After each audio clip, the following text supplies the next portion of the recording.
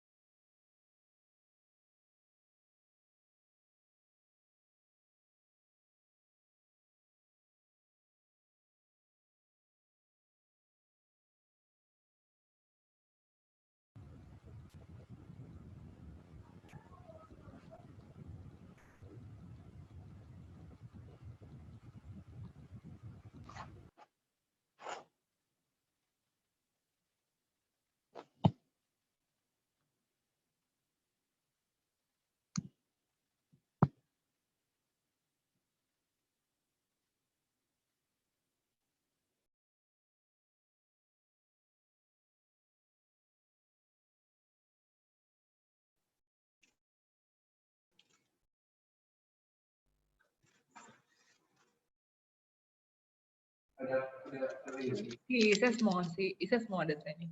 Sorry, aku belum mute. Selamat malam. Hai, malam, Ses. Aku mute ya, Ses. Oke. Apakah bahannya udah ada tampilannya? Ada. Aman. Oke, thank you. Sekarang di sini udah jam 8.01. Kira-kira kita mau sepakatnya kita tunggu berapa lama kah? 5 menit atau 10 menit? Ada yang mau ngide?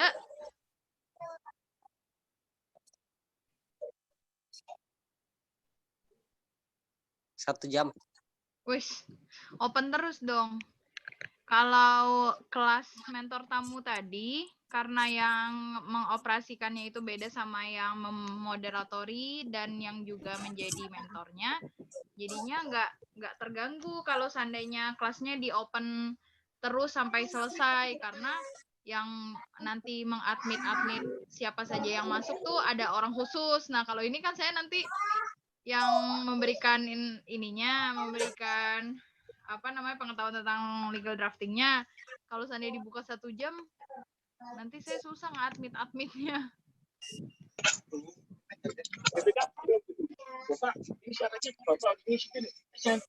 Kita tunggu 5 menit ya. 5 menit, kita jam 8.05 kita mulai ya. Sekarang udah 8.02, jadi kita tunggu 3 menit lagi ya. Jalan tidak jadi. Udah di jalan nih ya? Udah nyampe mau Krian. Sampai Krian. Udah. Enggak tenang. Nanti di Pasundan itu 14 hari. Enggak, Pak. Kalau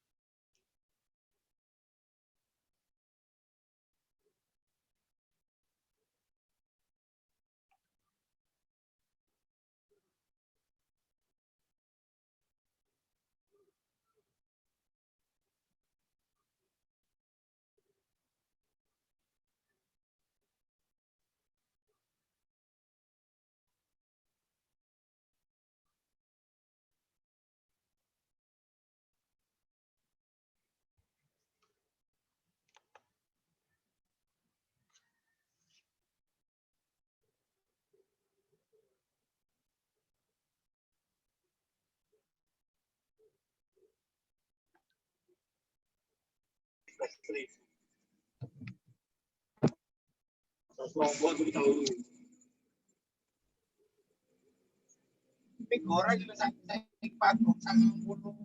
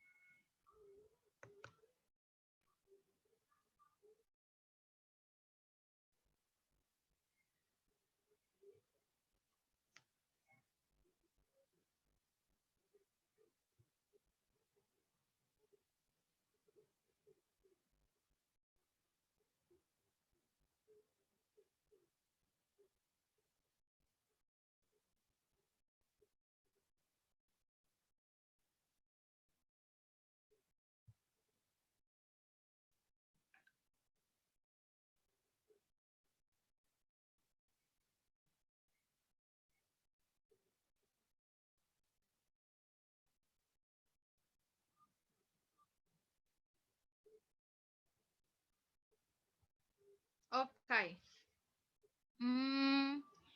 Sekarang udah 8.06. Kita mulai aja langsung materinya. Selamat malam semuanya. Terima kasih telah bergabung di kelas legal drafting malam ini. Assalamualaikum warahmatullahi wabarakatuh. Perkenalkan, saya Sestri Oktaviani. Mungkin yang ikut kelas legal opinion kemarin mungkin sudah tahu dengan saya. Namun mungkin ada juga dari rekan-rekan menti yang belum mengetahui saya karena kemarin tidak join di kelas legal opinion. Kita akan langsung mulai aja. Sebentar, ada permasalahan di komputer saya. Wait.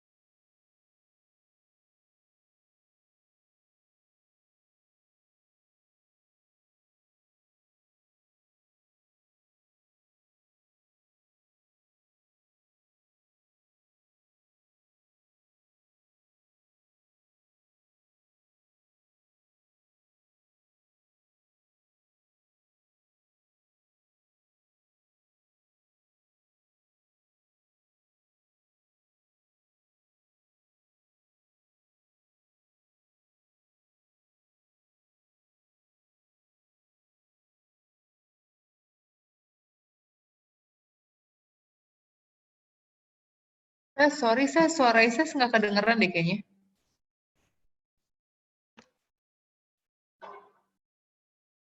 Udah masuk kan ya? Oke. Udah, sekarang udah kedengeran, udah kelihatan. Ini nih layarnya. Oke, sip. Sebentar.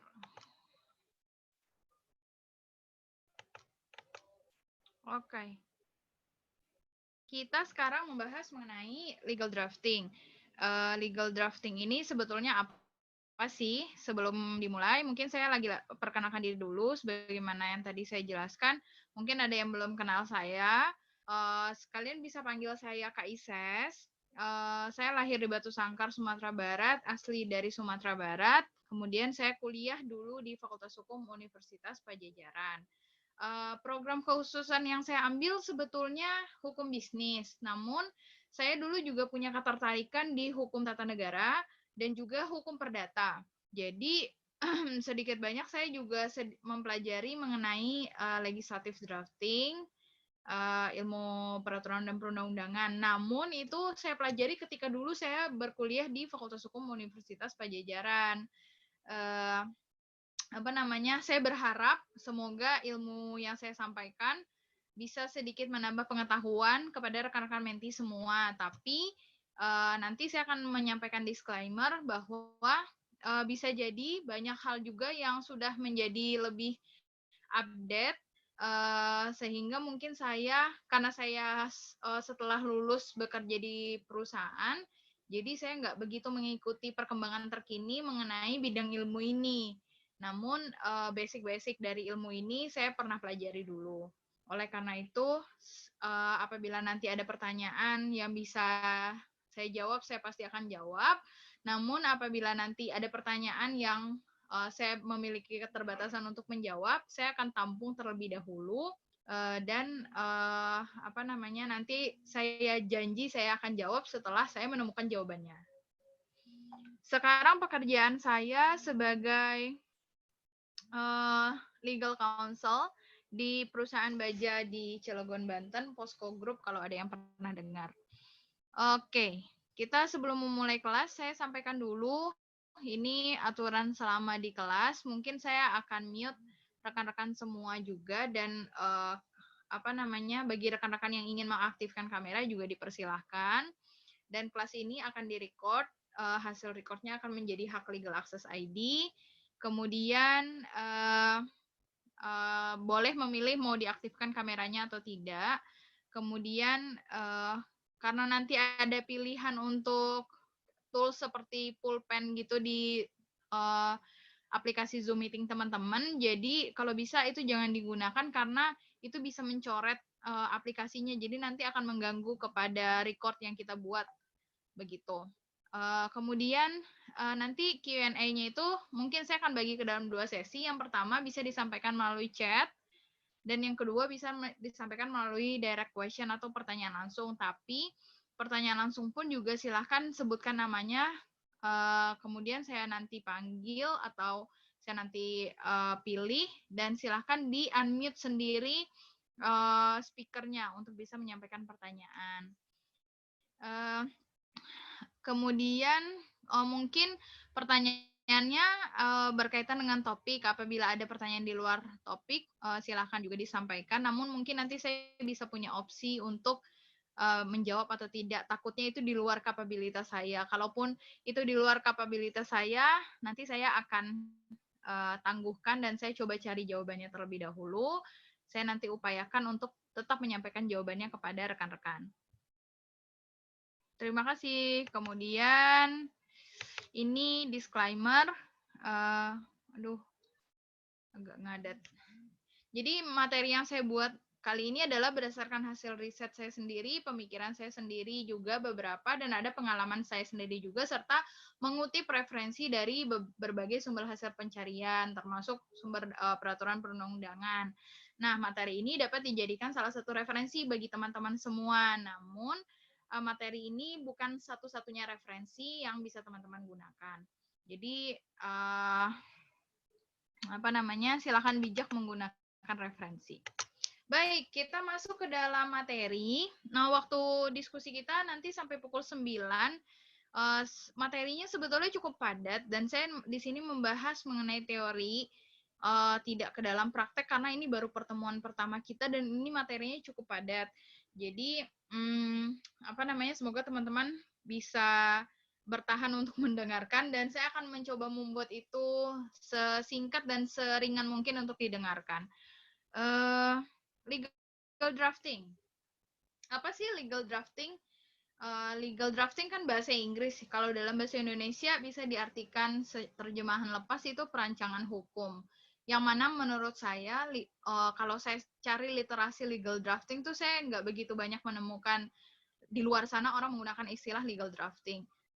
Namun, kalau yang saya bisa klasifikasikan, legal drafting itu merupakan perancangan dokumen-dokumen hukum yang dibuat oleh subjek hukum dan memberikan dampak hukum atas subjek hukum tersebut. Menurut saya, apa sih dokumen-dokumen hukum yang dibuat dalam perancangan hukum ini atau legal drafting ini? Menurut saya dalam pembuatan kontrak, akta, peraturan-peraturan perusahaan, surat-surat yang dikeluarkan oleh perusahaan, keputusan organ-organ perusahaan, legal opinion, itu termasuk semuanya ke dalam legal drafting. Mungkin Kak Dwina Oktivani juga udah menyampaikan mengenai kontrak drafting, struktur-struktur dari perjanjian, kemudian apa-apa saja yang penting dalam sebuah perjanjian. Itu sudah disampaikan dan menurut saya itu part of legal drafting. Jadi kemudian kemarin juga saya sudah menyampaikan legal opinion yang mana itu berujung pada opini hukum. Menurut saya itu juga legal drafting juga. Nah, dan legal drafting lainnya juga ada ahli hukum yang menafsirkan juga, bisa dibilang juga membuat peraturan perundang-undangan itu juga masuk ke dalam legal drafting. Kemudian Pak Jimli Asyidik mendefinisikan bahwa pembuatan peraturan perundang-undangan itu adalah legislative drafting. Nah, karena saya bekerja di perusahaan sebagai legal counsel, sebetulnya legal drafting yang paling sering saya geluti day by day-nya itu adalah pembuatan kontrak, pembuatan keputusan manajemen perusahaan, atau pembuatan keputusan rapat umum pemegang saham, atau pembuatan dikri-dikri, yaitu peraturan-peraturan internal yang berlaku di perusahaan yang ditetapkan melalui surat keputusan direksi, seperti itu. Jadi saya nggak pernah membuat peraturan perundang-undangan atau legislative drafting karena saya juga tidak bekerja di government sectors. Namun dari materinya Kak Lili semalam, nampaknya Kak Lili melempar beberapa pertanyaan mengenai legislative drafting kepada saya untuk bisa dijawab. Jadi nampaknya ekspektasi Kak Lili, saya bisa menjelaskan mengenai legislative drafting. Jadi untuk sesi kali ini, pada akhirnya saya putuskan untuk saya menjelaskan mengenai legislative drafting. Begitu. Tapi kalau seandainya teman-teman ada pertanyaan mengenai legal drafting selain legislative drafting, yaitu mengenai yang saya sebutkan dari poin 1 sampai 6 itu boleh ditanyakan. Apalagi kondraft mungkin juga sudah dijelaskan dengan sangat detail oleh Kak Fani. Semoga juga tidak ada lagi pertanyaan di situ. Begitu. Selanjutnya, di sini struktur legal drafting yang biasa saya geluti, saya jelaskan sedikit. Kalau kontrak drafting bisa mengacu kepada materinya Kak Fani. Kalau akta itu biasanya struktur akta itu sudah ditentukan oleh notaris karena saya tidak pernah mempelajari ilmu kenotariatan, jadi saya nggak begitu bisa menjelaskan mengenai struktur dari akta. Namun karena saya bekerja sebagai legal counsel di perusahaan, saya bergelut dengan dokumen-dokumen akta, sehingga saya bisa mungkin mengintisari lah sebetulnya struktur akta itu seperti apa. Kalau yang saya lihat ya struktur-struktur akta itu sebetulnya mirip kok dengan kontrak kalau dilihat dari strukturnya ya. Jadi dia juga menjelaskan para pihaknya siapa, tapi di dalam akta biasanya di awal dia akan menyebutkan dulu terlebih dahulu bahwa akta ini dibuat oleh notaris XXX. Notaris XXX menjelaskan bahwa telah datang kepada notaris tersebut orang yang diberi kuasa oleh direksi, yaitu ini berdasarkan surat kuasa XXX yang untuk menuangkan keputusan rapat umum pemegang saham dalam sebuah akta. Nanti dia akan menjelaskan pemegang saham ini siapa saja, kemudian pertama dia menjelaskan dulu, ini perusahaan namanya apa, modal dasarnya berapa, modal yang disetornya berapa, kemudian siapa saja pemegang sahamnya, kemudian terakhir dia sebutkan apa keputusan yang diambil oleh pemegang saham tersebut. Jadi kurang lebih sebetulnya mirip sama kontrak drafting kan, kontrak drafting juga menyebutkan juga, dijelaskan juga pada hari ini, tanggal segini, telah dibuat suatu perjanjian antara para pihak A dan B, kemudian ada premis-premis juga yang menjelaskan kenapa perjanjian ini dibuat, kemudian baru masuk ke dalam isi. Jadi kalau saya sih biasanya dalam membuat dokumen-dokumen hukum di perusahaan, dengan mengerti struktur dalam membuat kontrak drafting itu saya aplikasikan ke semua dokumen-dokumen hukum lainnya yang harus saya buat. Karena pada dasarnya struktur dalam pembuatan kontrak drafting itu sudah sangat komprehensif sekali, termasuk dalam membuat keputusan-keputusan organ perusahaan. Nah, kalau legal opinion, sebagaimana yang dijelaskan kemarin, bisa mengacu kepada IRAC rules, kalau yang saya gunakan, yaitu issue, rules, analysis, and conclusion, atau bisa jadi variasi lain kayak HIRAC, FIRAC, atau MIRAT. Kalau HIRAC itu ada tambahan heading-nya, kalau FIRAC itu ada tambahan statement of facts-nya di awal. Kalau MIRAT itu mirip sebetulnya sama IRAC, tapi di akhir itu dia conclusion-nya itu dia menspesifikkan itu conclusion yang temporary, yaitu bisa berubah. Itu lagi-lagi style, jadi bisa dipilih. Nah, untuk peraturan perundang-undangan di Indonesia, pemerintah sudah menetapkan acuannya, yaitu melalui Undang-Undang Nomor 12 Tahun 2011, sebagaimana sudah diubah melalui Undang-Undang Nomor 15 Tahun 2019 tentang pembentukan peraturan perundang-undangan. Nah, ini yang akan kita bahas hari ini. Mungkin rekan-rekan Menti juga sudah mendapatkan mata kuliah IPU, ilmu pembuatan perundang-undangan di perkuliahan, kurang lebih mungkin ilmunya sama. Semoga jika ada dari saya yang kurang, mungkin nanti bisa melengkapi juga. Nah, pembuatan peraturan perundang-undangan, yes. Pembuatan peraturan perundang-undangan itu kalau menurut Prof. Jimli diartikan dengan legislative drafting. Definisinya menurut Prof. Jimli adalah proses pembuatan peraturan perundang-undangan yang dibuat oleh pejabat atau lembaga yang berwenang.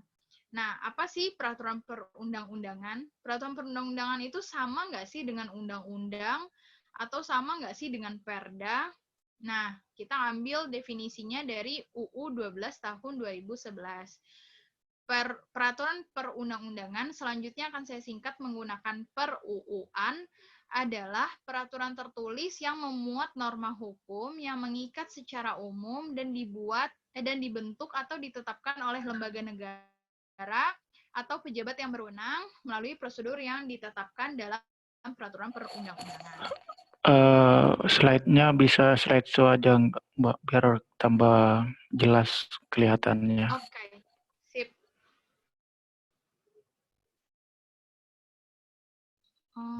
Nggak keluar.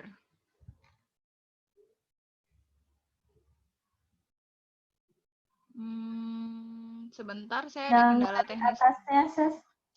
Yang dari Apa? yang di atasnya, Ses. Yang di atasnya. Di atasnya kenapa? Nggak, maksud aku untuk slideshow, itu bisa di atasnya. Itu slideshow, kan ada slideshow tuh. Oke. Udahkah? Ini udah slideshow. Belum. Oh ya, udah. Udah ya. Oke. Terima kasih. Oke. Pertama, tadi udah dijelaskan mengenai definisi peraturan perundang-undangan. Kemudian selanjutnya kita harus mengetahui terlebih dahulu hierarki peraturan perundang-undangan. Nah, di sini tuh ada 7 hierarki peraturan perundang-undangan, yaitu yang pertama adalah Undang-Undang Dasar, yang kedua adalah ketetapan MPR, yang ketiga adalah Undang-Undang atau Perpu, dan yang keempat adalah peraturan pemerintah, di bawahnya ada peraturan presiden, di bawahnya lagi ada perda. Perda itu terdiri dari 2, yaitu peraturan provinsi dan perda provinsi dan perda kabupaten atau kota. Di luar 7 poin di atas, sebetulnya juga terdapat peraturan-peraturan lainnya yang ditetapkan oleh MPR, DPR. Yang ditetapkan oleh MPR itu maksudnya tetap MPR tadi, DPR, DPD, MA, MK, BPK, KY, BI, Menteri, badan atau lembaga yang dibentuk oleh UU pemerintah, DPRD, gubernur, kepala desa, atau yang setingkatnya. Nah, kekuatan hukum mengingat sepanjang diperintahkan oleh peraturan perundangan yang lebih tinggi atau sesuai dengan kewenangannya. Jadi maksudnya peraturan yang ada di atas itu dibuat sepanjang dia diperintahkan oleh peraturan perundangan yang lebih tinggi atau dibuat sesuai dengan kewenangannya. Nah, ini kita bicara materi muatan. Materi muatan undang-undang atau perpu, pengaturannya lebih lanjut, merupakan suatu pengaturan lebih lanjut ketentuan dalam Undang-Undang Dasar untuk perintah suatu undang-undang. Bisa juga pengesahan perjanjian internasional, bisa juga tindak lanjut atas putusan MK, bisa juga pemenuhan kebutuhan hidup dan masyarakat. Sedangkan materi muatan PP itu biasanya materi untuk menjalankan undang-undang. Nah, materi muatan Perpres itu adalah materi untuk menjalankan PP atau penyelenggaraan kekuasaan pemerintahan. Maksudnya ini adalah jika dari suatu Perpres itu tidak selalu menjalankan PP, tapi dia bisa jadi juga peraturan yang dikeluarkan oleh Presiden untuk penyelenggaraan kekuasaan pemerintahan. Nah, kemudian Perda itu materi muatannya adalah dalam rangka penyelenggaraan otonomi daerah, kemudian menampung kondisi khusus daerah, penjabaran lebih lanjut, peraturan lebih tinggi di atasnya. Jadi, tidak hanya penjabaran lebih lanjut, peraturan lebih tinggi di atasnya, tapi bisa juga materi muatannya itu tentang penyelenggaraan otonomi daerah dan kondisi khusus daerah. Nah, tahap-tahap pembentukan suatu peraturan perundang-undangan menurut UU nomor 12 tahun 2011 terbagi ke dalam 6 tahap, yaitu tahap pertama perencanaan, penyusunan, pembahasan, pengesahan, penetapan, dan pengundangan. Jadi ada 6 tahap. Kita akan bahas satu persatu. Pertama adalah tahap perencanaan untuk undang-undang. perencanaan untuk undang-undang itu terdapat di dalam program legislasi nasional atau prolegnas. Ini merupakan instrumen perencanaan program pembentukan pembentukan undang-undang yang disusun terencana, terpadu, dan sistematis. Nah, skala prioritas program pembentukan undang-undang ini dalam rangka mewujudkan sistem hukum nasional.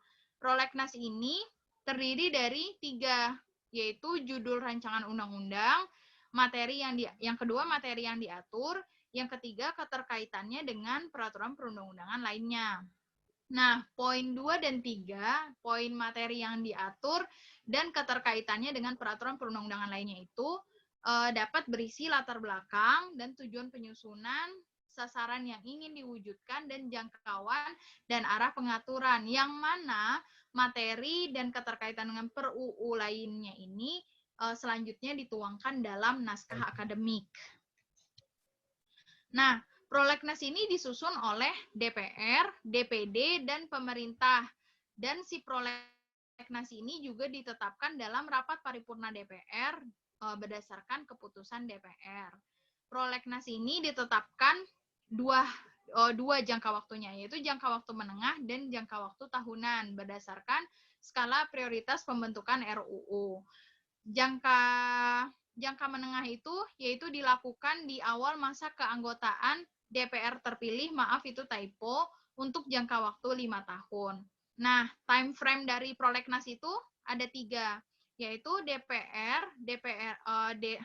maaf ini ada typo, DPR, DPD, pemerintah itu melakukan evaluasi terhadap prolegnas keanggotaan DPR yang sebelumnya. Jadi ketika anggota DPR sudah terpilih, mereka kan harus menetapkan prolegnas nih untuk 5 tahun ke depan.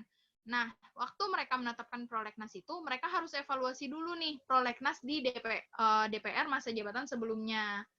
Nah, kemudian prolegnas juga dievaluasi tiap akhir tahun bersamaan dengan penyusunan prolegnas tahunan, yang mana disebutkan tadi prolegnas itu ada 2, ada yang jangka menengah sama tahunan. Nah, tiap tahun itu dievaluasi sekaligus mereka menyusun juga prolegnas tahunan. Dan yang ketiga, penetapan prolegnas tahunan setiap tahun itu dilakukan sebelum penetapan RUU tentang APBN.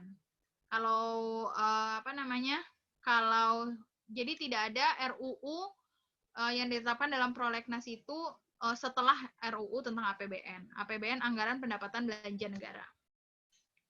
Nah, bisa nggak sih sebetulnya pemerintah ataupun DPR itu membuat RUU di luar yang sudah ditetapkan di prolegnas?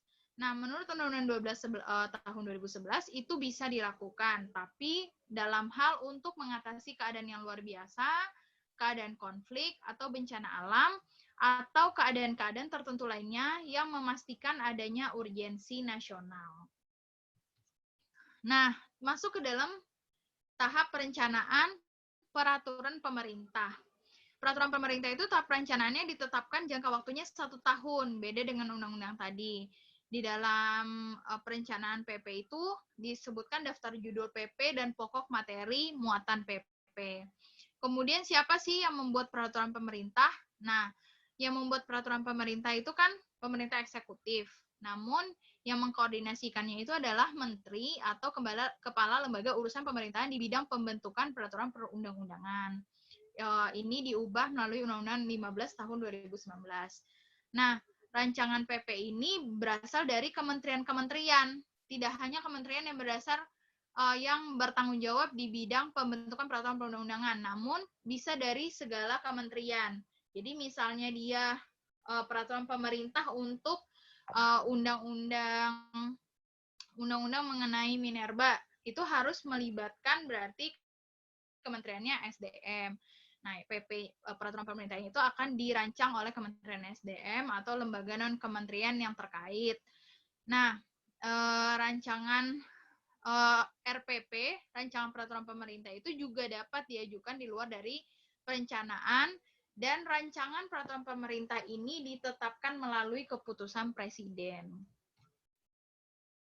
Selanjutnya masuk ke dalam tahap perencanaan Perda.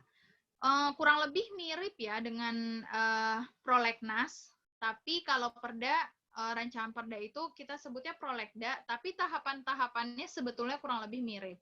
Prolegda provinsi itu berisi rancangan perda, materi yang diatur, dan keterkaitan dengan peraturan perundang-undangan lainnya. Mirip kan?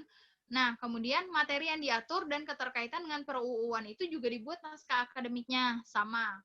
Jadi agar kita mudah mengingatnya, sebetulnya peraturan daerah dan pembuatan undang-undang itu mirip tahapan-tahapannya. Prolegda pun juga dilakukan setiap tahun. Nah, bedanya kalau prolegnas itu ada yang setiap 5 tahun. Nah, kalau prolegda itu hanya penetapannya untuk jangka waktu 1 tahun sebelum raperda APBD. Nah, kalau yang undang-undang tadi sebelum RUU APBN. Nah, ini sebelum raperda APBD provinsi. Penyusunan prolegda ini berdasarkan perintah per-UU-an yang lebih tinggi atau rencana pembangunan daerah atau penyelenggaraan otonomi daerah dan tugas pembantuan atau yang keempat aspirasi dari masyarakat daerah. Nah, ini perencanaan peraturan perundang-undangan yang lainnya yang tadi Perpres, kemudian ada lagi di bawah Perpres itu udah masuk ke Perda ya. Nah, itu merupakan kewenangan dan disesuaikan dengan kebutuhan lembaga, komisi atau instansi masing-masing dan ditetapkan oleh lembaga, komisi atau instansinya masing-masing tersebut. Masuk ke dalam tahap kedua, yaitu tahap penyusunan. Nah, pertama tahap penyusunan undang-undang. Makanya saya bilang ini materinya cukup padat ya. Tapi semoga saya bisa menjelaskan dengan singkat. Nah, penyusunan undang-undang ini RUU itu bisa berasal dari DPR. Kenapa saya bikin dalam kurung DPD? Karena DPD juga bisa mengajukan RUU, tapi diajukannya ke DPR terlebih dahulu, atau dari RUU bisa juga diajukan oleh Presiden.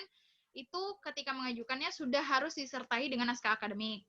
Nah, yang tidak menggunakan naskah akademik itu adalah RUU APBN, penetapan Perpu menjadi UU, dan pencabutan UU atau Perpu. Ada 3 yang tidak memerlukan naskah akademik.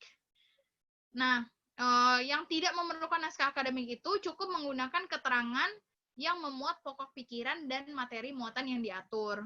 Jadi tetap harus ada keterangan, tapi mungkin tidak mengikuti struktur pembuatan naskah akademik sebagaimana ditetapkan dalam undang-undang ini. Nah, RUU dari DPD itu berkaitan dengan ODA, hubungan pusat dan daerah, pembentukan dan pemekaran penggabungan daerah, pengelolaan sumber daya alam dan sumber daya ekonomi lainnya, dan perimbangan keuangan pusat dan daerah. Itu kalau seandainya ada RUU yang diusulkan oleh DPD. Nah, kemudian selanjutnya penyusunan undang-undang itu baik masing-masing baik DPR dan Presiden mengajukan RUU melalui surat kepada satu sama lainnya. Apabila RUU-nya berasal dari DPR, dia mengajukan surat kepada Presiden. Apabila RUU-nya berasal dari Presiden, dia mengajukan surat kepada DPR. Dan masing-masing yang telah menerima surat tersebut wajib membahasnya dalam waktu 60 hari. Nah, apabila dalam satu masa sidang, ini typo lagi, DPR dan Presiden menyampaikan RUU mengenai materi yang sama, maka yang dibahas itu adalah RUU yang disampaikan oleh DPR. Jadi kalau ada usulan RUU-nya itu kontennya sama, yang dipilih adalah yang DPR, dan yang punyanya RUU-nya Presiden itu disandingkan dengan yang punyanya DPR. Jadi sebagai batu sandingannya gitu. Jadi maksudnya gini, ada possibility RUU itu akan disampaikan mengenai hal yang sama kayak gitu. Nah, makanya ada klausul ini untuk mengatur itu. Selanjutnya, sebentar nih kayaknya agak nge-lag.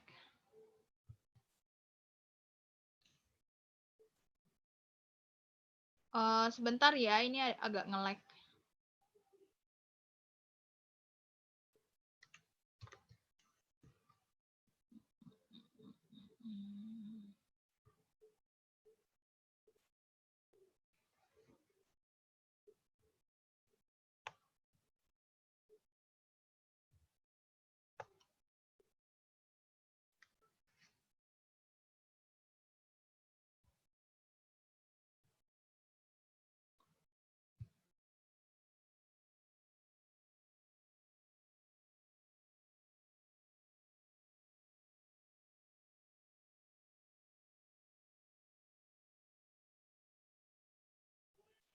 Oke, udah. Udah bisa lagi. Nah, selanjutnya masuk ke tahap penyusunan Perpu. Perpu itu adalah peraturan yang dikeluarkan oleh pemerintah sebagai pengganti undang-undang. Itu harus diajukan ke DPR setelah dikeluarkan dalam bentuk RUU pengesahan Perpu. Nah, DPR itu hanya memberikan persetujuan atau tidak. Jadi tidak perlu ada pembahasan seperti RUU yang panjang. Dan ini juga Perpu kan tidak disertai dengan naskah akademik. Oleh karena itu, jika disetujui maka menjadi undang-undang. Jika tidak, maka Perpu tersebut dicabut. Nah, jika Perpu tersebut dicabut melalui sebuah RUU pencabutan Perpu, yang mana di dalam RUU tersebut nanti juga akan disebutkan dengan dicabutnya Perpu ini, akibat-akibat hukumnya itu nanti akan seperti apa. Nah, penyusunan selanjutnya adalah penyusunan peraturan pemerintah dan Perpres. Penyusunan peraturan pemerintah dan Perpres ini pemprakarsa membentuk panitia antar kementerian atau lembaga non dan dikoordinasikan oleh menteri atau kepala lembaga urusan pembentukan per-UU-an. Jadi pemprakarsa ini biasanya saya bukan bekerja di government sector, jadi saya tidak mengetahui pemprakarsa ini maksudnya siapa. Mungkin nanti Kak Lili yang di government sector kalau tahu bisa menjawab. Tapi yang saya tangkap dari pembacaan saya melalui undang-undang ini, pemprakarsa ini ya kurang lebih mungkin bisa dari kementerian manapun, tapi ketika dia membuat PP dan Perpres ini dia melibatkan beberapa kementerian yang terlibat gitu. Oke. Nah, tahap selanjutnya itu adalah tahapan pembahasan dan pengesahan. Oke, pembahasan dan pengesahan. Nah, tahapan pembahasan dan pengesahan itu dilakukan oleh DPR bersama dengan Presiden. Kalau untuk rancangan undang-undang, Presiden dalam hal ini diwakilkan oleh Menteri yang ditugasi. Jadi Presiden nggak datang terus-terusan tuh dalam membahas RUU, karena kan kepala negara ya mungkin jadwalnya juga banyak, makanya didelegasikan kepada Menteri. Nah, DPD juga diikutsertakan dalam pembahasan dan pengesahan RUU itu apabila isu dari si RUU-nya itu adalah tentang OTDA, hubungan pusat dan daerah, pemekaran, pembentukan dan penggabungan daerah, pengelolaan SDA dan SDE, perimbangan keuangan pusat dan daerah, dan keikutsertaan DPD ini pun juga hanya sampai pada pembicaraan tingkat 1. Nah, DPR memberikan pertimbangan kepada ini kayaknya DPD, memberikan pertimbangan kepada DPR atas RUU tentang APBN. Maaf, ini typo, ini DPD maksudnya. Jadi DPD pun juga memberikan pertimbangan kepada DPR khusus untuk RUU tentang APBN. Nah, dan RUU yang berkaitan dengan pajak, pendidikan, dan agama. Karena kan ini nanti akan mempengaruhi kepada masyarakat-masyarakat yang mana anggota DPD itu menjadi perwakilannya dia.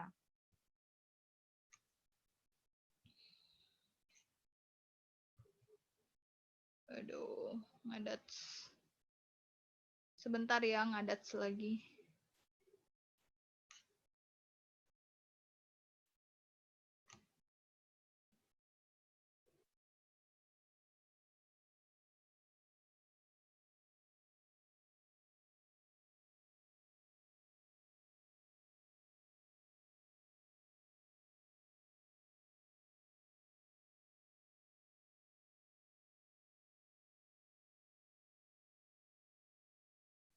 Oke. Selanjutnya pembahasan dan pengesahan RUU, keterangan selanjutnya dilakukan melalui 2 tingkat. Nah, yang mana tadi DPD ikut pada tingkat 1, itu tuh maksudnya apa sih? Nah, 2 tingkat, yaitu pembicaraan tingkat 1 itu rapat komisi, gabungan komisi, badan legislasi, badan anggaran, panitia khusus. Sedangkan pembicaraan tingkat 2 itu adalah maksudnya rapat paripurna untuk pengambilan keputusan. Dalam hal persetujuan tidak dapat dicapai, maka pengambilan keputusan dilakukan berdasarkan suara terbanyak. Nah, apabila RUU tidak disetujui bersama oleh DPR dan pemerintah, RUU itu tidak boleh diajukan lagi di dalam persidangan. RUU yang disetujui disampaikan oleh pimpinan DPR kepada Presiden untuk disahkan menjadi undang-undang dalam jangka waktu 7 hari sejak persetujuan bersama. Nah, jika tidak ditandatangani oleh Presiden, maka dalam waktu 30 hari, jika si RUU yang sudah disetujui bersama tadi dan sudah disampaikan oleh pimpinan DPR dalam jangka waktu 7 hari tadi itu tidak ditandatangani oleh Presiden, maka dalam waktu 30 hari semenjak kesepakatan bersama tentang RUU itu telah tercipta, RUU itu harus sah menjadi undang-undang. Ini juga diatur di dalam Undang-Undang Dasar. Nah, pembahasan dan pengesahan perda. Kurang lebih mengenai pembahasan dan pengesahan perda ini sama dengan sistem pembahasan dan pengesahan yang ada di RUU. Makanya saya tulis di situ kurang lebih sama dengan pada level pusat. Jadi maksudnya adalah yang terlibat juga kalau dia perdanya provinsi berarti gubernur dan DPRD provinsi, kalau dia perdanya daerah berarti perdanya kabupaten atau kota berarti dia adalah wali kota atau bupati dan DPRD kabupaten atau kota. Sistemnya semuanya sama. Kecuali di tempat mereka nggak ada DPD, jadi DPRD-nya saja yang membicarakan dengan gubernur. Selanjutnya,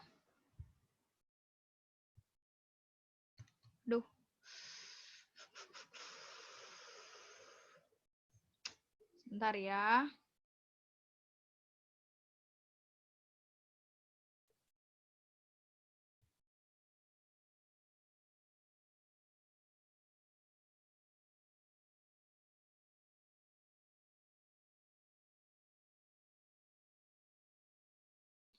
Nah, tahapan setelah pengesahan itu adalah pengundangan. Nah, agar setiap orang mengetahuinya, peraturan dan perundang-undangan tersebut harus diundangkan dengan menempatkannya di dalam 7, yaitu Lembaran Negara Republik Indonesia, kemudian tambahan Lembaran Negara Republik Indonesia, kemudian Berita Negara Republik Indonesia, kemudian tambahan Berita Negara Republik Indonesia, lembaran daerah untuk perda, tambahan lembaran daerah untuk penjelasan perda, dan berita daerah.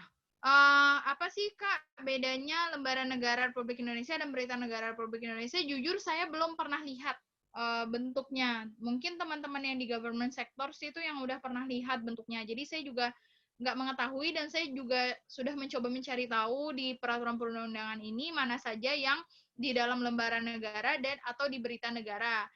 Namun di undang-undang ini hanya disebutkan bahwa ada undang-undang yang di lembaran negara, ada yang di berita negara. Nanti saya coba cari tahu ke teman-teman yang bekerja di government sectors yang mungkin fokus juga di bidang hal ini.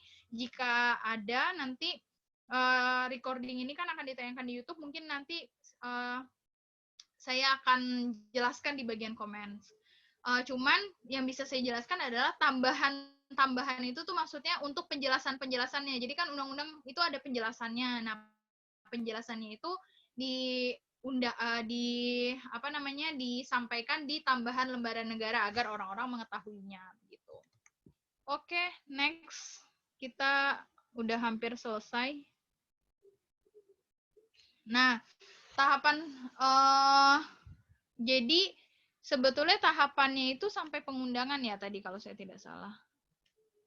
Sebentar. Daripada salah saya cek lagi.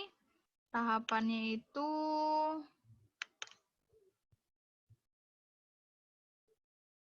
sampai pengundangan. Jadi tahapannya itu sudah selesai tuh sampai tadi.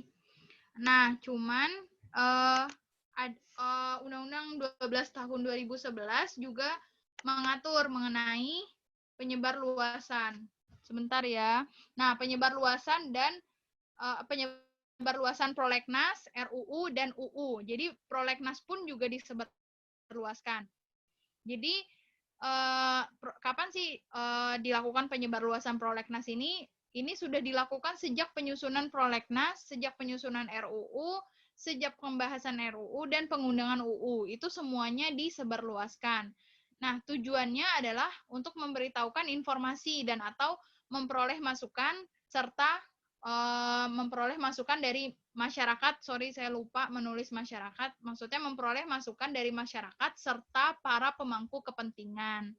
Nah, naskah yang disebarluaskan itu harus merupakan salinan naskah yang telah diundangkan. Jadi kalau dia sudah diundangkan, yang disebarluaskannya itu adalah salinannya gitu. Jadi kalau misalnya teman-teman menerima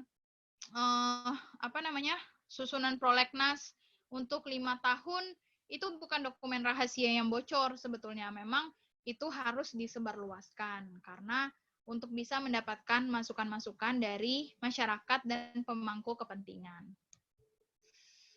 Oke. Nah, di undang-undang ini juga diatur mengenai partisipasi masyarakat, yaitu masyarakat berhak memberikan masukan secara lisan dan atau tertulis dalam pembentukan peraturan perundang-undangan.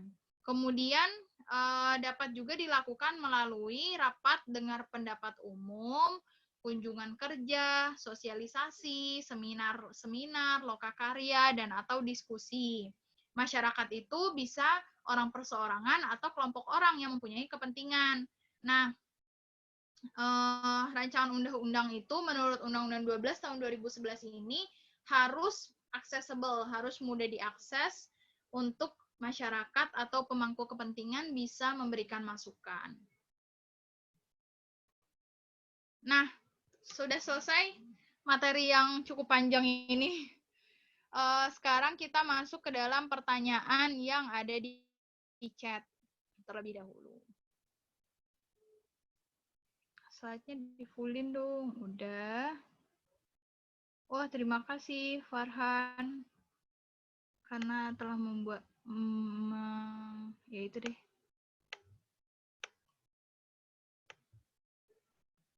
Oke, saya bacakan dulu yang ada di chat. Mohon slideshow. Boleh nanya Kak, apakah naskah akademik itu bisa diakses bebas?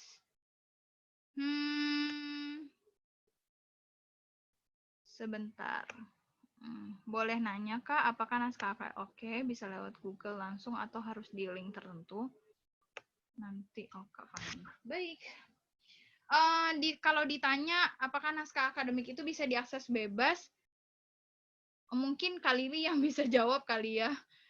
Tapi kalau saya mengacu kepada Undang-Undang 12 tahun 2011, yang mana tadi kan disampaikan bahwa prolegnas, RUU, dan UU itu harus disebarluaskan.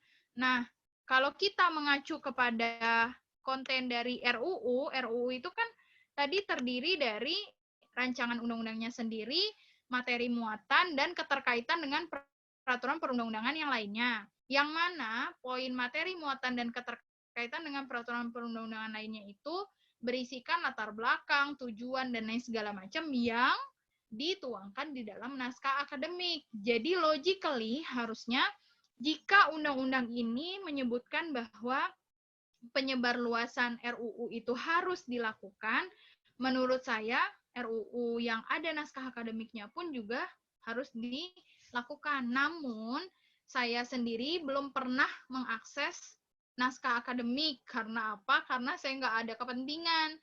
Jadi saya belum pernah mempraktekkannya. Tapi kalau kita melihat struktur dari Undang-Undang 12 2011 ini, semestinya naskah akademik pun juga accessible karena dia part of RUU kayak gitu.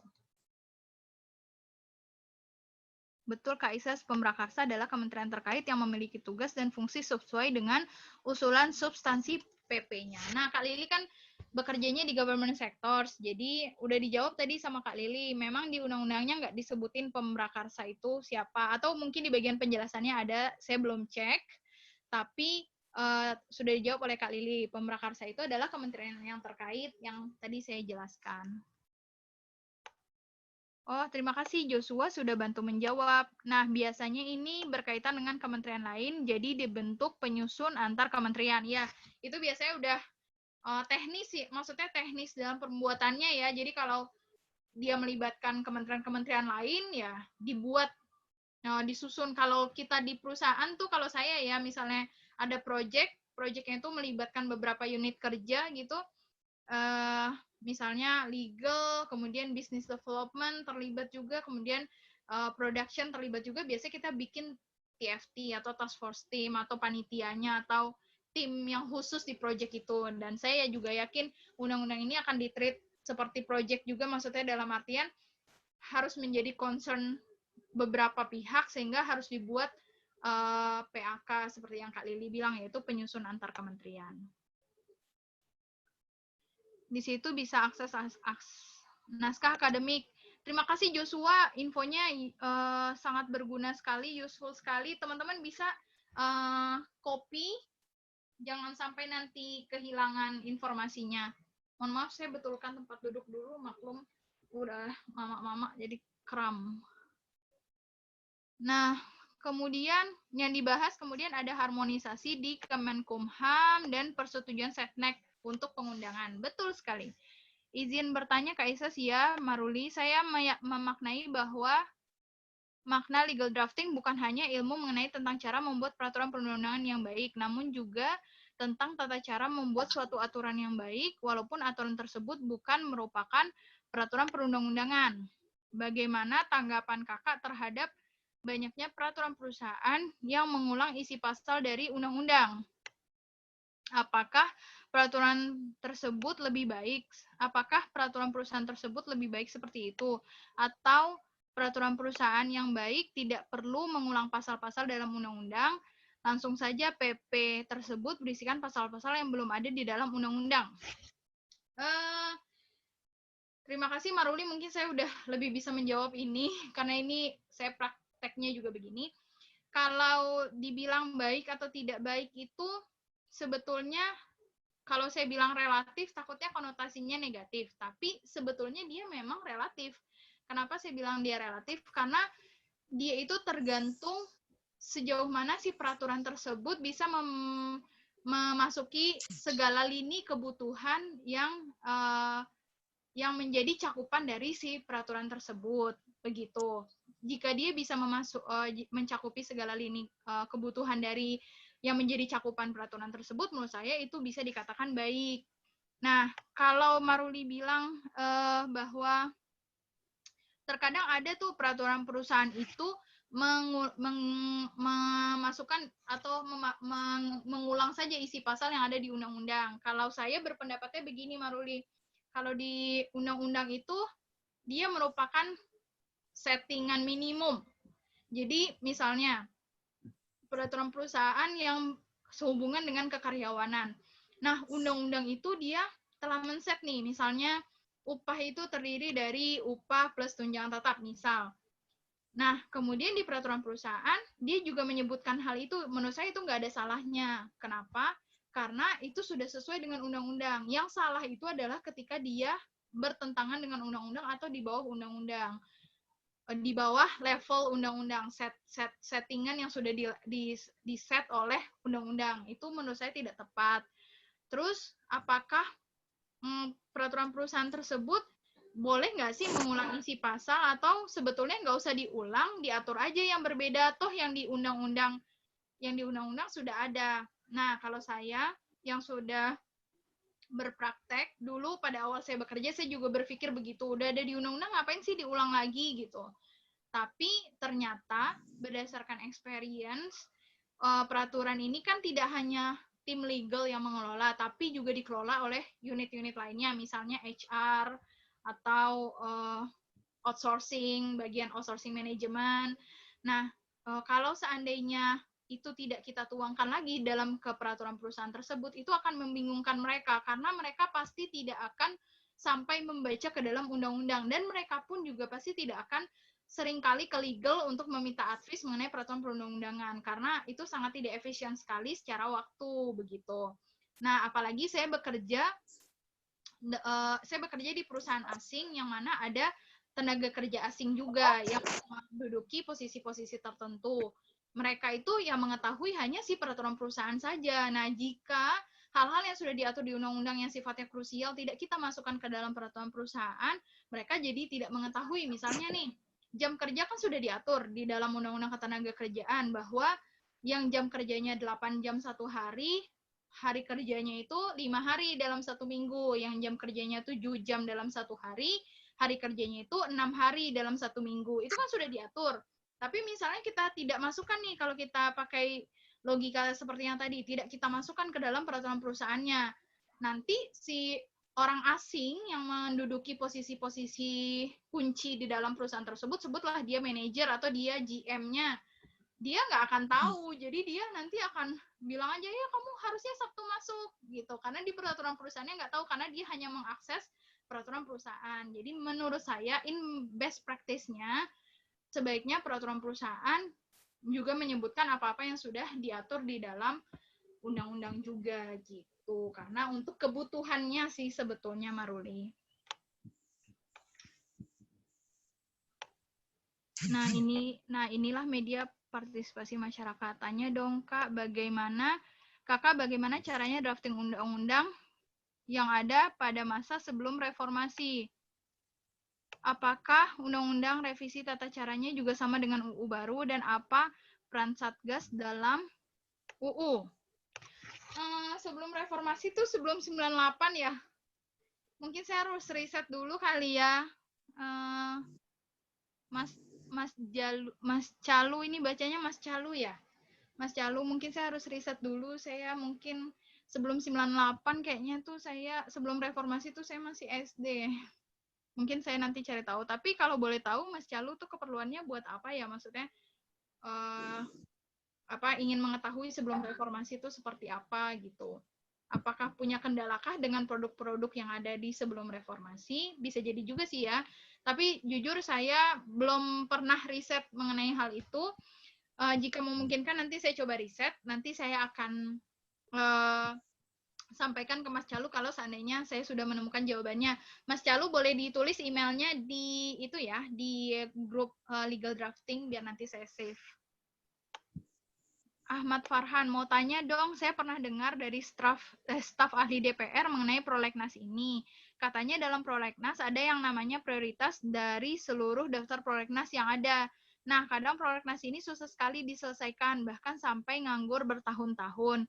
Karena orang DPR yang menanganinya sudah ganti jabatan. Bentar ya, ini lagi, ngadat lagi. Oke, sudah ganti jabatan, diganti dengan anggota DPR yang baru, lebih tepatnya karena sudah habis masa jabatannya, dan kadang yang menjabat dari partai yang lain. Jadi tuh adanya anggota DPR yang baru, maka prolegnas yang diprioritaskan untuk diselesaikan pun juga berbeda. Nah, untuk menyelesaikan ini, maka kira-kira apakah solusinya? Tadi siapa? Maaf, Mas Ahmad Farhan. Aduh, kalau ini mungkin saya takut salah ngejawabnya. Tapi yang saya bisa jawab mungkin gini, Mas Farhan. Di dalam Undang-Undang 12 2011 juga sudah melihat potensi permasalahan sebagaimana yang Mas Farhan sampaikan barusan di grup chat ini. Maka dari itu tadi saya sudah menjelaskan di dalam Undang-Undang 12 tahun 2011 ini bahkan sudah disebutkan juga secara definitif bahwa time frame untuk menyusun prolegnas itu adalah yang pertama, prolegnas dibagi dua, yaitu jangka menengah dan jangka tahunan. Jangka menengah untuk 5 tahun dimulai semenjak anggota DPR terpilih. Dan ketika anggota DPR terpilih menyusun prolegnas untuk 5 tahun ke depan, dia harus melihat dulu ke belakang mana-mana prolegnas yang belum diselesaikan oleh anggota DPR sebelumnya, jabatan sebelumnya. Nah, itu akan menjadi bahan pertimbangan mereka dalam menyusun prolegnas ke depannya. Nah, yang saya bisa jawab adalah seperti itu, bahwa Undang-Undang 12 2011 ini juga sudah melihat nih kemungkinan ataupun bukan kemungkinan ya, fakta-fakta yang terjadi di lapangan bahwa banyak prolegnas yang tidak selesai. Cuman solusi yang dikeluarkan oleh Undang-Undang 12 2011 ini adalah di prolegnas anggota DPR selanjutnya dia harus mempertimbangkan prolegnas yang sebelumnya. Mungkin saya jawabnya cuma sampai di situ. Kalau misalnya harusnya prolegnas itu harus selesai, solusinya seperti apa, mungkin saya nggak jawab sejauh itu karena saya merasa saya nggak capable di situ. Siap, sama-sama Kak. Oke, Joshua. Terima kasih Kak Isis atas jawabannya. Akhirnya saya bisa menjawab pertanyaan dosen saya dengan penuh keyakinan, Kak. Makasih sekali lagi. Siap, Maruli. Mau nanya, Kak, tapi jangan di-mute. Oh, gitu. Oh iya, Kak. Cuma mau tahu doang, Kak. Aku nggak punya kepentingan kok, soalnya aku masih kelas 11 SMA. Kelas 11 tuh kelas 2 SMA ya? Tapi saya senang karena saya saya senang karena adik saya sekarang kelas 3 SMA dan dia juga punya ketertarikan yang tinggi di bidang hukum. Jadi saya tuh senang sekali melihat anak SMA tapi udah tertarik sama bidang hukum. Kalau kalian pernah dengar, saya lupa ya, mentornya videonya Kak Bunga ya, kalau nggak salah yang dibincang-bincang mentor, Kak Bunga tuh bilang bahwa Kak Bunga tuh punya adik, dia tuh sudah men-set dari zaman SMP bahwa adiknya itu ingin menjadi seorang lawyer kalau saya tidak salah, karena keluarganya begitu. Dan menurut Kak Bunga itu yang bagus, menurut saya pun juga begitu, itu yang bagus. Jadi saya tuh kalau melihat Mas Calu, tahu Mas Calu masih kelas 2 SMA tuh saya langsung jadi ingat adik saya. Terima kasih sekali ya Mas Calu atas atensinya mau join di legalaccess.id. Please jangan kapok, belajar tentang hukum terus ya. UU nomor 15 tahun 2019 atas perubahan UU nomor 12 tahun 2011. Betul sekali. Apakah saya tadi ada salah nyebut, Mas Farhan? Iya, Kak, kelas 2 SMA. Oke. Sekarang Tanya jam dong, Kak. 9.02. Oke, kita buka sampai 9.15 ya. Yang mau bertanya, silakan tulis namanya. Boleh langsung ngomong aja nggak, Kak? Siapa itu? Saya mau nanya sih. Oh ya, siap, Yogi. Mas Yogi. Siap. Oke, kan di dalam Undang-Undang Nomor 12 Tahun 2011, sebagaimana telah diubah menjadi 15 Tahun 2019 tentang pembentukan peraturan perundang-undangan, sudah sangat jelas harus melibatkan adanya partisipasi publik. Nah, betul. Terkadang pembuat undang-undang itu tidak melihat permasalahan dan persoalan yang terjadi di masyarakat. Artinya, kayak undang-undang mudah sekali untuk diubah sehingga menimbulkan hiperregulasi gitu. Ya, tentu teman-teman juga pasti tahu hiperregulasi saat ini tercatat mencapai 8.945 regulasi yang ada di Indonesia. Wow. Nah, kemudian yang aku ingin tanyakan, Kak, sebenarnya bagaimana mengukur kepentingan dari pembuatan regulasi dan mana untuk mengatasi adanya hiperregulasi di Indonesia pada saat ini, Kak? Makasih, Kak. Oke. Terima kasih Mas Yogi. Mas Yogi, boleh tahu sekarang ini kuliahkah atau bekerja? Saya sedang kuliah di salah satu sekolah hukum.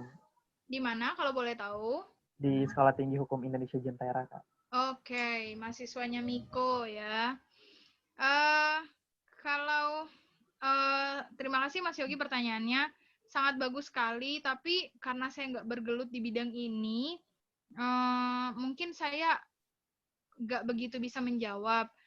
Tapi nanti saya coba tangguhkan, saya akan tanyakan ke teman, dan Mas Yogi boleh lagi ditinggalkan emailnya di grup legal drafting ya. Tapi yang saya mungkin komentari kali ya Mas Yogi ya, komentari begini. Saya itu sebagai pemangku kepentingan saat ini statusnya, karena yang tadi saya jelaskan, saya bekerja di perusahaan. Saya sebagai pemangku kepentingan. Yang saya tahu,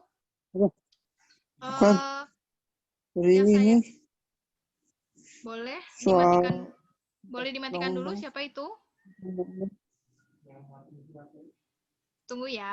Kan lulusan hukum Unpad.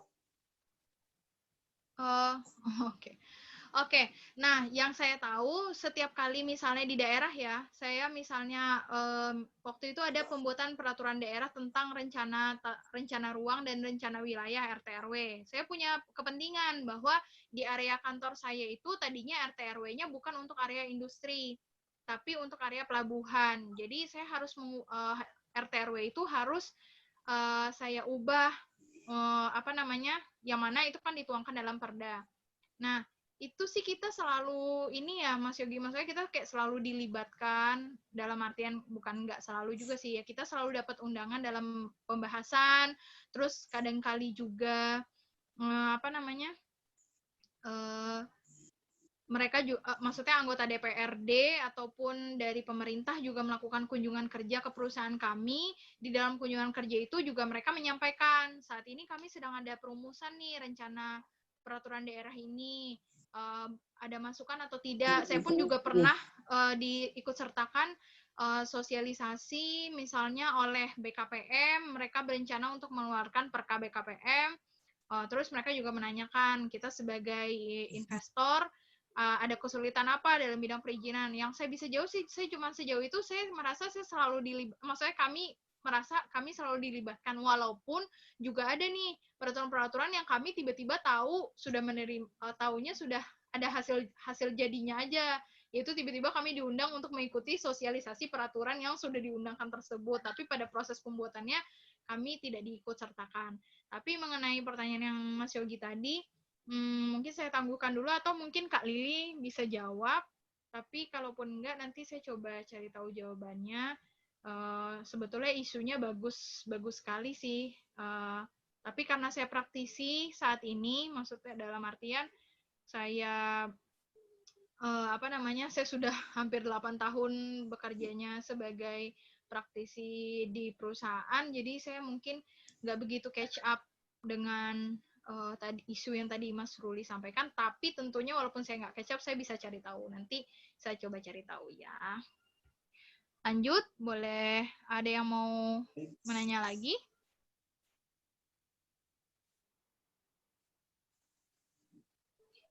Oke, Kak izin bertanya. Ketika suatu RUU sudah disahkan dan tiba-tiba sewaktu-waktu terjadi revisi karena adanya desakan oleh masyarakat, apakah ada batas waktu untuk merevisi tersebut, Kak?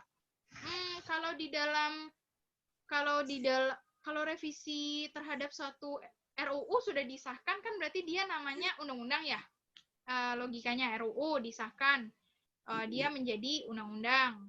DPR mengirim surat kepada Presiden untuk ditandatangani RUU yang sudah disetujui bersama tersebut dalam waktu dengan jangka waktu 7 hari. Jika dalam waktu 30 hari Presiden tidak menandatangani, maka undang-undang tersebut otomatis sudah berlaku walaupun belum ditandatangani.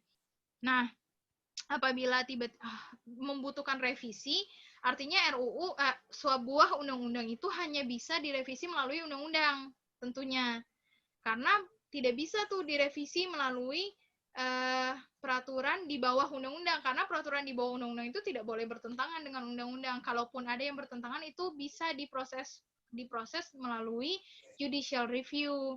Begitu. Nah, tapi kalau mau mengkehendaki adanya perubahan undang-undang, ya berarti dia akan membuat undang-undang perubahan yang mana tahapannya akan sama lagi melalui tahapan-tahapan yang tadi disebutkan, yaitu RUU, yang ada naskah akademiknya, proses pembahasan, dan lain sebagainya. Menurut saya begitu. Tapi kalau misalnya nih, ada revisi karena ada desakan dari masyarakat, misalnya suatu RUU yang sudah disahkan tersebut ternyata tidak mengakomodir kepentingan atau hak-hak dari masyarakat, jalan keluarnya sebetulnya bisa ada lagi nih, Mas Adil, yaitu dengan dilakukan constitutional review atau uji konstitusional ke Mahkamah Konstitusi apabila memang ditemukan undang-undang tersebut bertentangan dengan Undang-Undang Dasar. Itu bisa dilakukan pengujian ke Mahkamah Konstitusi. Tapi kalau seandainya itu direvisi, berarti kan dia direvisinya dengan undang-undang. Nah, tahapannya sih akan sama lagi gitu, melalui prolegnas lagi, melalui undang-undang lagi, kecuali ada hal-hal juga yang bisa di luar prolegnas ya gitu. Oke, Calu, Kak mau nanya lagi nih, tambahan lembaran negara itu terhitung dari kapan, Kak? Apakah dari semenjak kemerdekaan atau kapan? Soalnya saat ini udah banyak banget. Aduh, ini kan administrasi negara nih. Mungkin yang bekerja di Mas Calu, saya tidak bekerja di government sector, saya bekerjanya di perusahaan, jadi saya kurang tahu juga. Tapi mungkin nanti saya coba cari tahu ya, tambahan lembaran negara itu dihitungnya dari kapan, Mestinya sih ya dari administrasi negara kita sudah mulai jalan itu sudah ada ya, tapi kan ini sistem administrasi ya, jadi saya kurang begitu tahu, tapi mungkin nanti saya akan coba cari tahu dan infokan ke Mas Calu. Jadi Mas Calu juga silakan taruh email di grup legal drafting ya. Baik Kak, terima kasih kata Mas Adil. Oke, ada pertanyaan lagi kah atau kita sudah masuk waktu, batas waktu? Masih ada 4 menit lagi, kalau masih ada yang mau bertanya, boleh yang mau bertanya di luar legislative drafting, karena yang tadi saya jelaskan bahwa legal drafting itu nggak hanya legislative drafting, tapi juga ada tentang apa sih namanya, kontrak. Tapi kalau kontrak udah sama Kak Fani ya udah jelas, surat-surat, circular resolution, kayak gitu. Kalau saya sih di perusahaan, saya banyaknya buatnya kontrak, kemudian surat, kemudian sama keputusan-keputusan perusahaan. Jadi misalnya kayak circular resolution, rapat umum pemegang saham luar biasa, kayak gitu. Rapat umum RUPS itu kan ada 2, ada RUPS tahunan, ada RUPS luar biasa. Nah, ada yang, jadi pemegang saham tuh dia nggak harus bertemu, kemudian dia membuat keputusan, kemudian keputusannya dicatat dalam berita acara rapat, nggak harus seperti itu. Bisa jadi juga mereka telepon-teleponan aja atau korespondensi aja, terus mereka sepakat untuk membuat keputusan, terus mereka bilang, tapi dituangkannya dalam apa nih? Nah, dituangkannya biasanya dalam bentuk circular resolution. Nanti circular resolution itu dinotariskan menjadi sebuah akta, begitu. Begitu. Ada chat lagi nih. Bolehkah nanti belajar tentang legal due diligence ya, Kak? Maksudnya gimana nih, Mas Yogi? Saya harus belajar legal due diligence kah maksudnya? Legal due diligence sudah sama Kak Lili ya kemarin ya? Atau saya yang harus belajar legal due diligence? Belum, Chen. Tadinya mau audit hukum kan. Oh, gitu. Belum ya? Sip. Kak Lili udah sangat expert di due deal. Kalau saya sih belum pernah due deal yang kompleks ya, karena mungkin karena perusahaan saya masih baru 9 tahun, jadi belum pernah ada due deal yang kompleks kayak perusahaan yang apa sih namanya, yang akan IPO gitu, belum pernah ada. Tapi yang saya bilang kemarin di legal opinion, bahwa ketika kita buat legal opinion tuh kita sebetulnya juga ada due deal sederhana sih gitu, due deal ringan gitu. Roni, Kak mau nanya bagaimana dengan pembentukan RUU KPK yang dimana telah digugat ke MK, yang dimana salah satu wewenang MK adalah menguji undang-undang terhadap undang-undang dasar, sedangkan yang digugat adalah RUU bukannya UU. Oh gitu ya? Maksudnya yang saya tadi bilang, Mas Roni, saya nggak begitu catch up sama isu tentang RUU KPK yang digugat ke MK. Tapi kalau dulu saya juga belajar mengenai saya lupa mata kuliahnya, tapi tentang MK juga, Mahkamah Konstitusi. Seingat saya, Mahkamah Konstitusi itu kan punya beberapa fungsi. Salah satu fungsinya itu kan untuk melakukan pengujian undang-undang terhadap undang-undang dasar. Nah, semestinya tidak ada tafsiran yang melebar ya, kalau seandainya di dalam undang-undang tentang Mahkamah Konstitusi itu sudah ditetapkan nih, bahwa yang menjadi kewenangannya Mahkamah Konstitusi itu adalah pengujian undang-undang terhadap undang-undang dasar. Jadi mestinya ketika hal tersebut bentuknya masih RUU, semestinya nggak diterima oleh Mahkamah Konstitusi sebagai perkara yang akan diujikan secara constitutional review, begitu. Setahu saya udah jadi UU, Kak, baru di JR ke MK, karena yang nge-JR kebetulan salah satu dosen saya. Nah, dijawab oleh Yogi. Jadi mestinya begitu sih ya, maksudnya logika hukumnya gitu. Kalau kita kan mengetahui ya bahwa ketika itu sudah diatur di dalam hukum positif, maka yang berlaku adalah si hukum tersebut. Kalaupun misalnya ada pengaturan baru ya si undang-undangnya itu harus diubah begitu. Undang-undangnya tersebut harus diubah. Jadi nggak bisa tuh mestinya kalau di dalam undang-undang MK dibilangnya UU, yang bisa diujikan, tapi ini yang diujikan RUU. Menurut saya sih nggak bisa sih harusnya. Harus jadi undang-undang dulu dan sudah dijawab juga sama Yogi. Oke, nampaknya sudah mencapai waktunya pas sekali 9.15. Saya ucapkan terima kasih pada rekan-rekan menti sekalian. 1 minggu ini saya happy sekali, saya mempunyai kegiatan baru, yaitu menyiapkan materi. Saya masih bekerja dari kantor, walaupun di tengah COVID gini, saya masih kerja dari kantor kebetulan. Tapi saya happy sekali, saya bisa punya sesi-sesi dengan teman-teman, ataupun mengikuti sesi-sesi dari mentor-mentor lainnya. Saya juga sering ikut. Semoga ini bisa sedikit memberikan insight bagi teman-teman mengenai ilmu peraturan perundang-undangan. Oh ya, juga jangan lupa kita punya YouTube channel. Jadi YouTube channelnya itu di-subscribe sama diaktifin loncengnya agar kalau ada video-video baru teman-teman langsung bisa tahu nih. Sama ada updatean-updateannya juga, itu kita kasih tahu di YouTube channel sama di Instagram. Jadi jangan lupa di-follow. Begitu saja, terima kasih. Mohon maaf atas kurang-kurangnya saya yang tidak sempurna ini. Jangan puas.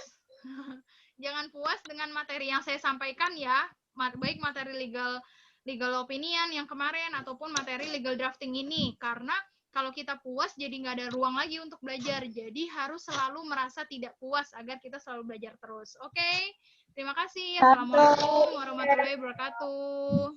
Waalaikumsalam.